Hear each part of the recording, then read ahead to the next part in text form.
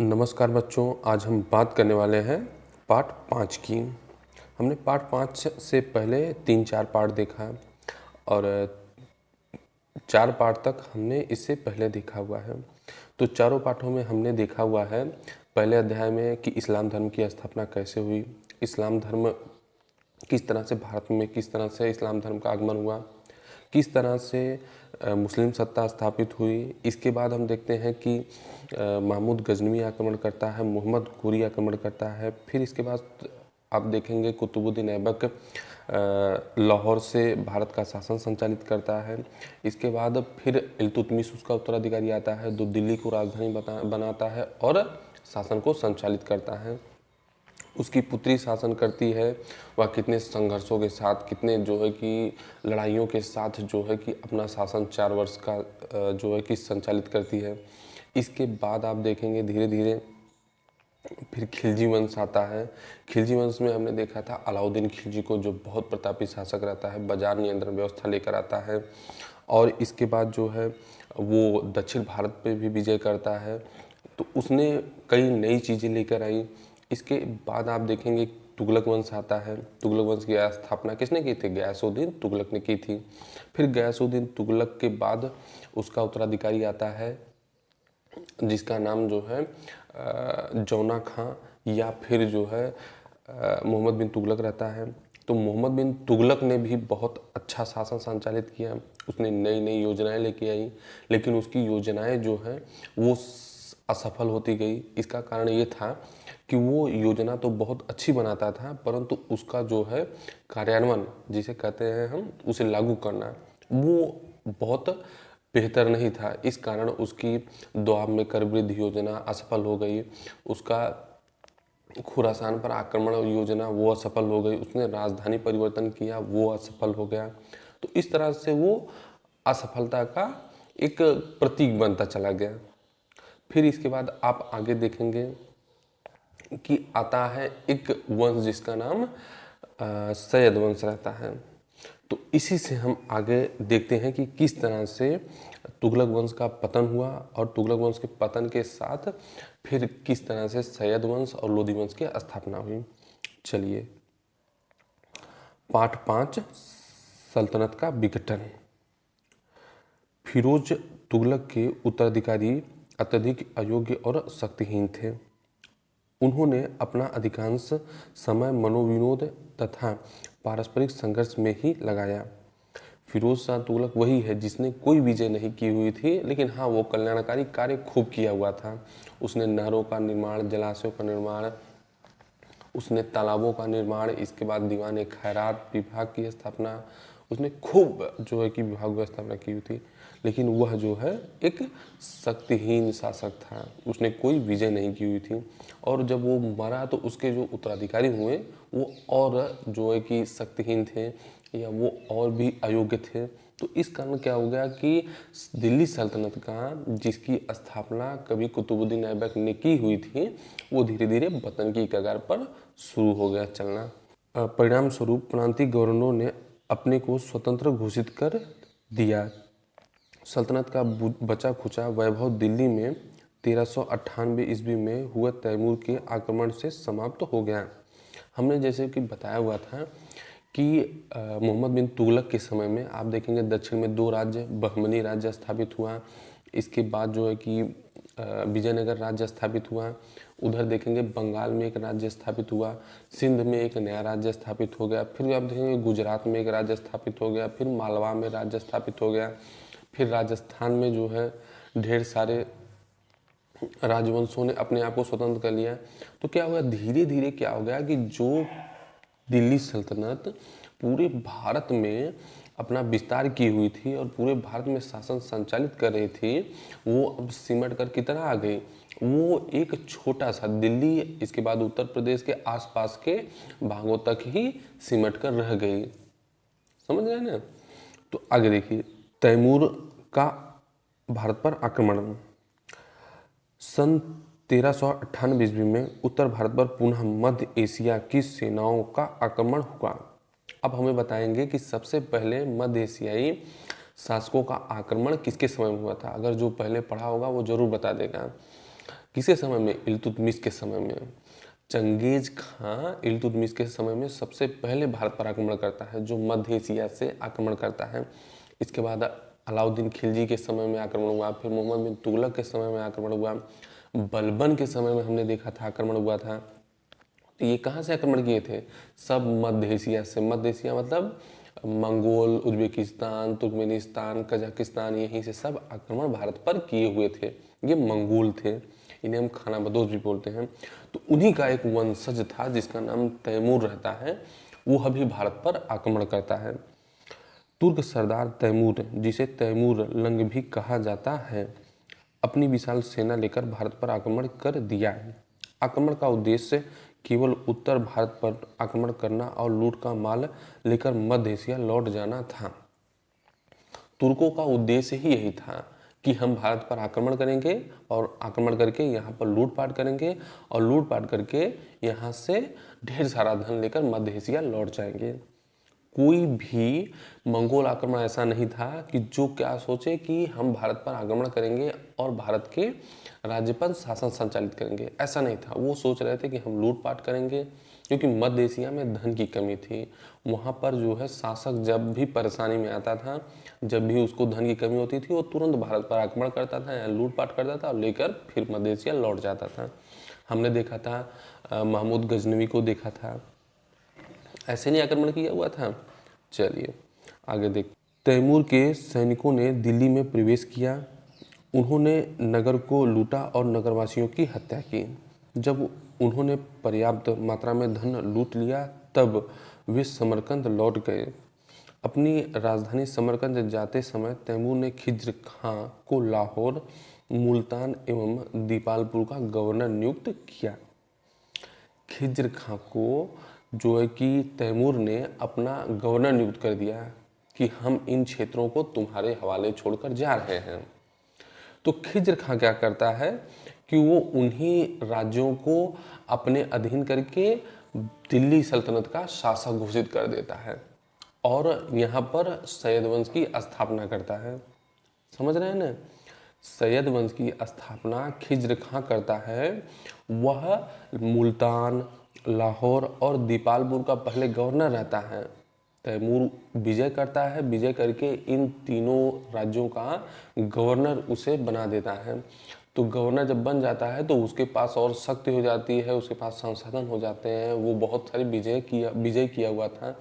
तो इस तरह से खिज्र खां दिल्ली सल्तनत का शासक बन बैठता है और वह सैयद वंश की स्थापना करता है।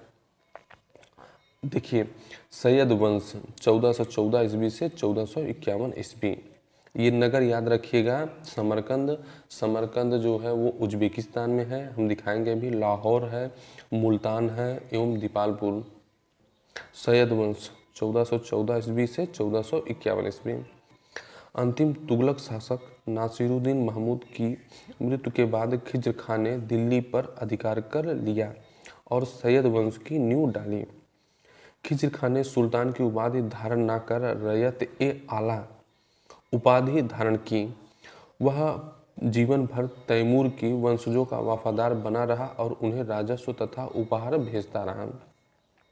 कहने का आशय ये है कि खिज्र खां को किसने शासक बनाया था? वो शासक बनाया था तैमूरलंग ने। उसे मुल्तान, लाहौर और दीपालपुर का गवर्नर बनाया। तो वो शक्ति जब इन तीनों राज्यों का गवर्नर बना तो उसने क्या किया कि दिल्ली सल्तनत को भी अपने अधीन कर लिया। अब दिल्ली पर भी अब उसने विजय करके उसे अपने अधीन कर लिया और इसके बाद उसने क्या किया कि अपने आप को दिल्ली सल्तनत का शासक घोषित कर लिया और सैयद वंश की स्थापना की। अब जब सैयद वंश की स्थापना कर ली तो वो क्या कर रहा था कि अपने आप को सुल्तान नहीं घोषित किया। वो कह रहा था कि हम किसका वफादार हैं? हम तैमूरों के वफादार हैं। उन्हें ही हम क्या करेंगे? जब राजस्व देंगे, अपने यहाँ से जो है कि जो भी राजस्व प्राप्त हो रहा है उसे एक हिस्सा हम तैमूरों को देंगे ताकि वो हमें सुरक्षा प्रदान कर सकें। तो इस तरह से खिज्र खां दिल्ली की गद्दी पर बैठा और शासन संचालित किया। इसके बाद देखिए, सैयद वंश को ही समाप्त करके लोधी वंश सत्ता में आता है। तो लोधी वंश लोदी वंश 1451 ईस्वी से 1526 ईस्वी।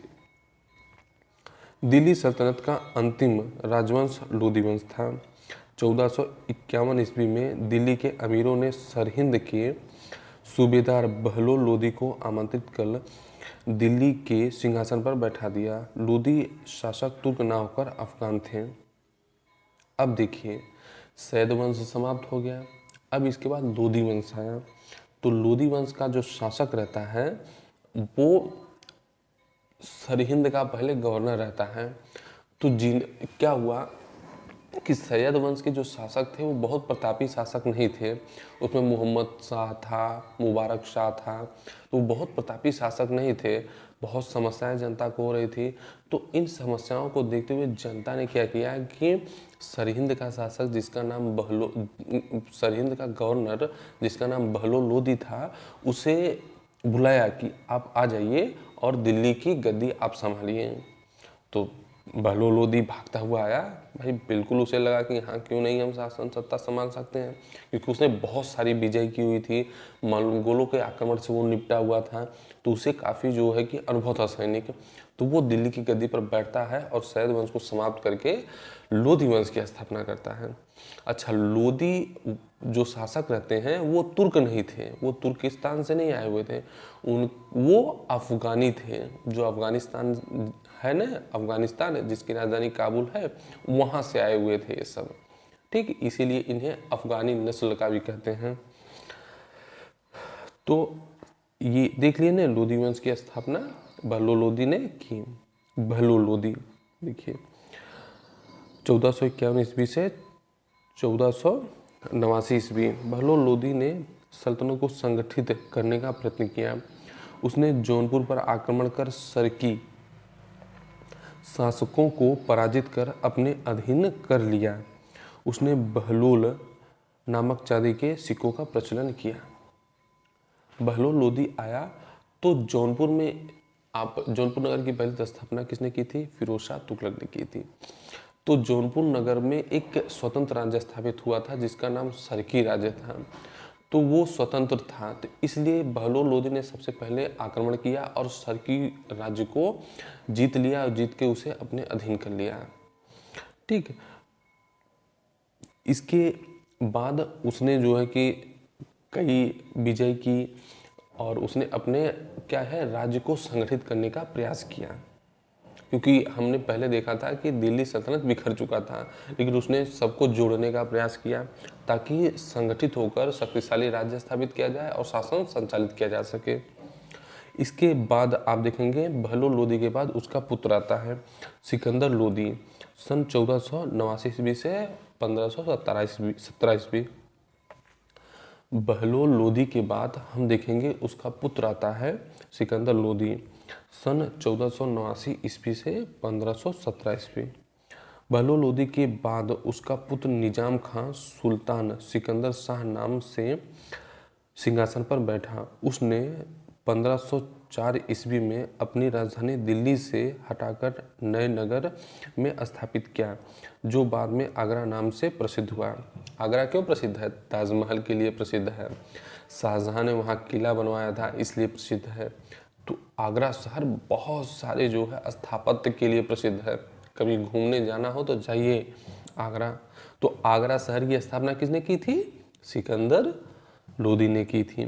सिकंदर लोदी की साहित्य के प्रति विशेष रुचि थी। वो बहुत ही जो है कि पढ़ाई लिखाई में या साहित्य में बहुत रुचि लेता था। उसके यहाँ ढेर सारे कवि थे या उनको जो है कि कविताओं का बहुत शौक था। उसके शासनकाल में कई ग्रंथों का फारसी में अनुवाद हुआ। जो संस्कृत ग्रंथ हैं उनका उसने फारसी में अनुवाद करवाया, जिनमें एक आयुर्वेद ग्रंथ का नाम फरहंगे सिकंदरी रखा। ये पूछा जाता है फरहंगे सिकंदरी का नामक ग्रंथ का अनुवाद किसके समय में हुआ? तो आप बताएंगे सिकंदर लोदी के समय में। वह स्वयं भी गुलरुखी उपनाम से कविता लिखता था। गुलरुखी उपनाम से वह कविता लिखता था। उसने राज्य की आर्थिक दशा सुधारने के लिए वस्तुओं का मूल्य नियंत्रित किया। इससे पहले बाजार नियंत्रण व्यवस्था किसने लागू किया था? अलाउद्दीन खिलजी ने। वही बाजार नियंत्रण व्यवस्था सिकंदर लोदी लागू करने का प्रयास करता है ताकि वस्तुओं के मूल्य क्या करें, निश्चित कर दिए जाएं। एवं राजस्व बढ़ाने के लिए भूमि नाप के आधार पर भू राजस्व निर्धारित किया। आपको पता है कि भूमि माप सबसे पहले किसने करवाया था? अलाउद्दीन खिलजी ने। वो क्या था? बिस्वा के आधार पर भूमि मापता था। ये जो है गजे सिकंदरी के आधार पर भूमि की माप करता था। उसने नाप के लिए पैमाना गज ए सिकंदरी चलाया जो 30 इंच का होता था। ठीक, ये खूब पूछा जाता है कि गज ए सिकंदरी किसने चलाया था? सिकंदर लोदी ने। इब्राहिम लोदी सन 1517 से 1526 ईस्वी। अब देखिए, सिकंदर लोदी के बाद उसका पुत्र इब्राहिम लोदी सिंहासन पर बैठा। दिल्ली के सिंहासन पर ये बैठता है बेचारा। इनके समय में सुल्तान तथा अफगान सरदारों के मध्य संघर्ष प्रारंभ हो गया। यह इब्राहिम लोदी थोड़ा कमजोर प्रकृति का शासक था, तो क्या हो गया कि अफगान सरदारों के मध्य संघर्ष स्टार्ट हो गया। अब यह संघर्ष इतना बढ़ गया कि अफगान साम्राज्य धीरे धीरे विघटित होने लग गया। देखिए क्या हुआ, अफगान सरदार सुल्तान की शक्तिशाली स्थिति से प्रसन्न नहीं थे। उन्होंने इब्राहिम लोदी के खिलाफ षड्यंत्र प्रारंभ कर दिया।